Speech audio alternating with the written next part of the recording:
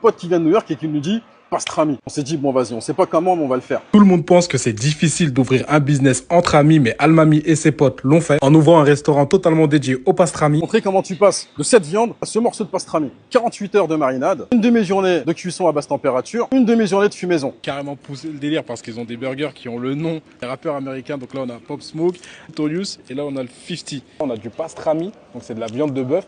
Et là on a une viande qui est un peu plus claire qui est le pastrama et qui est de la viande de veau. Le pastrami en fait il n'est pas gras, il n'est pas sec, il n'est pas dur. Le pain qui est légèrement brioché, c'est archi bon. Ils font également des hot dogs, de l'effiloché de bœuf et les viandes sont halal et françaises. Mais Almami, pourquoi avoir lancé ce concept? On a regardé ce qui se faisait dans la restauration. Hamburger, asiat, coréen, cuisine fusion. Et nous, ce qu'on voulait faire, c'était du burger. Mais quand tu veux innover dans le burger, il n'y a pas 36 000 façons de le faire. Et c'est là que là, il y a un pote qui vient de New York et qui nous dit pastrami. Comme ça qu'est née l'idée. Au début, dans un tout petit concept de 15 mètres carrés. Au fur et à mesure, ça a plu, ça a fait venir du monde. Et aujourd'hui, on est là, mon gars. C'est une belle réussite entre amis, ça change de ce que vous avez l'habitude de manger. Ça s'appelle The Smoke Meat, donc foncez-y et abonne-toi pour plus de bonnes adresses.